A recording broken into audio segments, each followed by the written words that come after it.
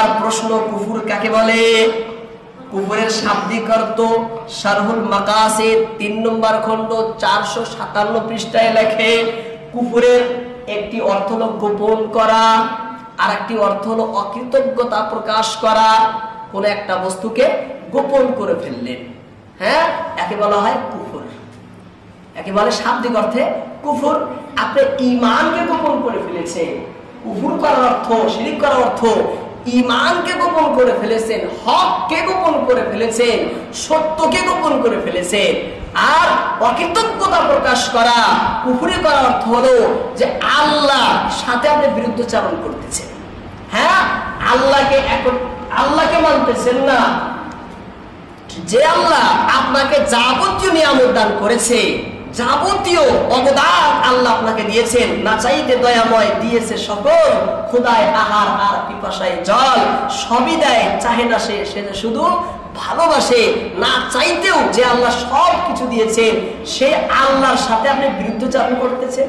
এর অর্থ আল্লাহর নিয়ামতের আপনি শুকরিয়া আদায় করতেছেন না, অকৃতজ্ঞতা করতেছেন। এই জন্য কুফরের আরেকটা শাব্দিক অর্থ হলো অকৃতজ্ঞতা প্রকাশ করা। আর শরীয়তের ভাষায় পারিভাষিক ভাবে কুফর বলা হয় দ্বীনের জরুরিয়াতের ভিতরে ইসলামের যে সমস্ত জরুরিয়াত রয়েছে, জরুরিয়াতের দ্বীনের মধ্যে থেকে কোনো একটাকে অস্বীকার করা, কোনো একটাকে অস্বীকার করা, অবিশ্বাস করা, অমান্য করা, তার অবজ্ঞা করা, তার তুচ্ছ তাচ্ছিল্য করা।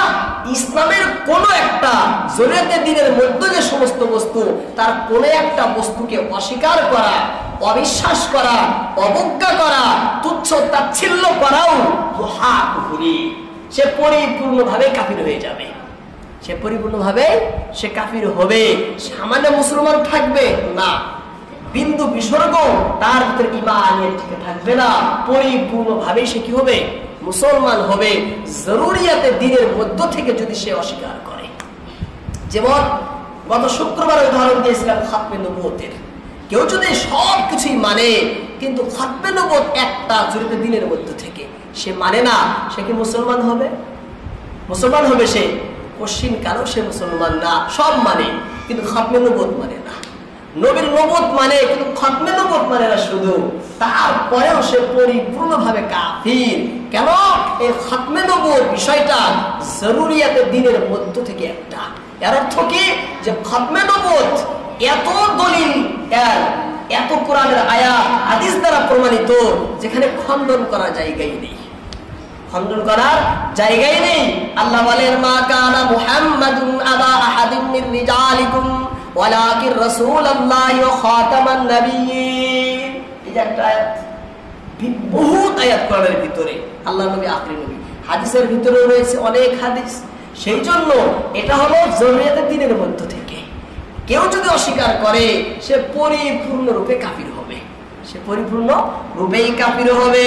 এবার কুফর কাকে বলে আমরা জানলাম, যে জরুরিয়াতের দ্বীনের মধ্য থেকে কোন একটা বিষয়কে অস্বীকার করলে, অবিশ্বাস করলে, অমান্য করলে, অবজ্ঞা করলে, তুচ্ছ ছিল্ল করলে, হ্যায় প্রতিপন্ন করলে, এই যাবতীয় সে পরিপূর্ণভাবে সে কাফির।